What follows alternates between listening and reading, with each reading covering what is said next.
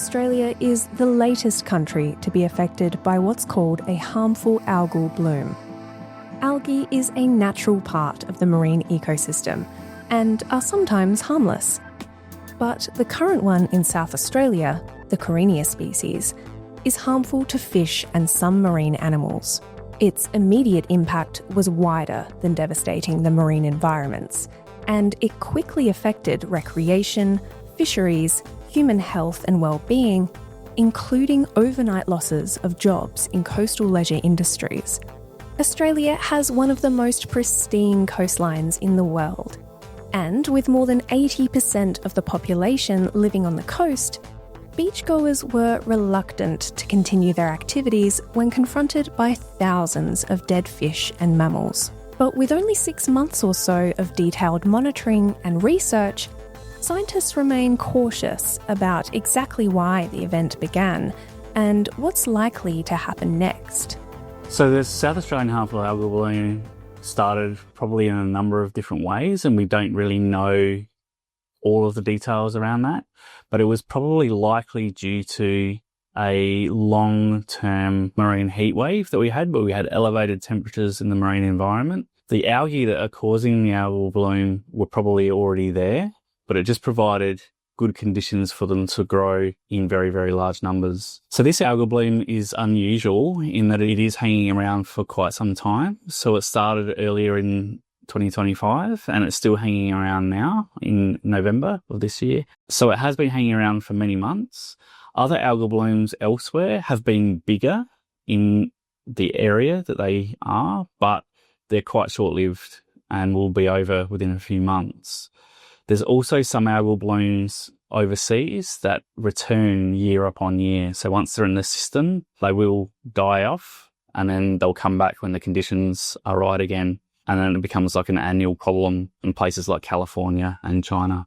Hearing that Karenia thrives on marine nutrients, and knowing the bloom began in the area where Australia's longest waterway, the River Murray, meets the sea, many people have assumed that riverborne nutrients from intensive agriculture throughout the Murray River irrigation basin were responsible. So the River Murray floods that occurred a couple of years ago, there were huge volumes of water that came out with that and a lot of nutrients came with that. Probably a lot of those nutrients were taken up quite quickly in the marine ecosystem. So it's probably unlikely that there's a lot of those nutrients left that were able to feed that algal bloom.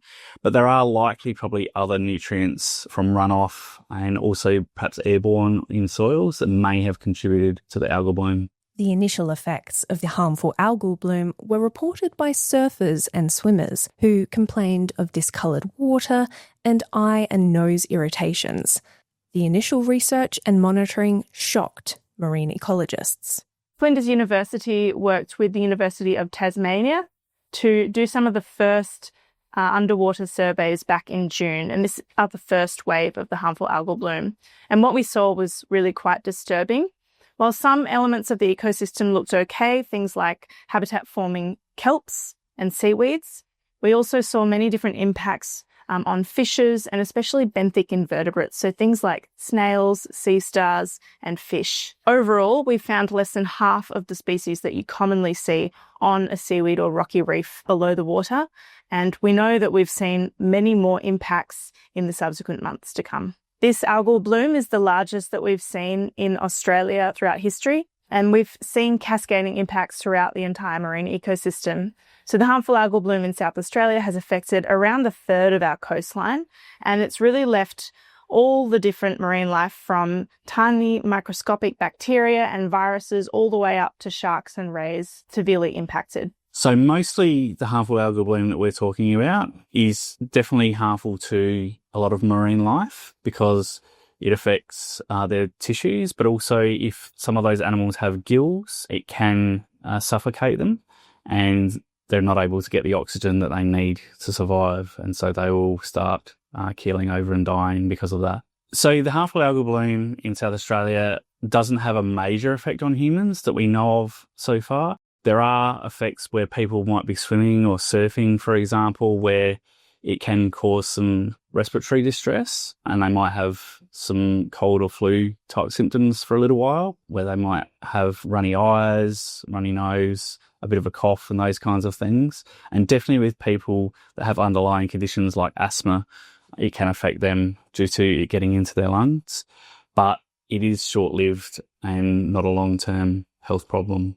At the peak of the marine heatwave, marine scientists from the Great Southern Reef Foundation called on the federal government to provide urgent funding to put in place robust monitoring activities. But nothing was done. Now that data is being collected, it's become apparent there is still a great deal to learn about algal blooms. But thoughts are turning to mitigation. The biggest thing is probably reducing our emissions so that we don't have very extreme marine heatwave events. That's one problem. The other problem is having a lot of nutrients coming out with stormwater and wastewater. So better management of our water going into our marine environment. So you're reducing the nutrient loads there. So trying to stop it is very, very challenging. It's a very, very large problem. The other thing is having a really good system in place to detect it when it does occur and to be able to assess the marine environment and work out what's going on while the algal bloom is starting.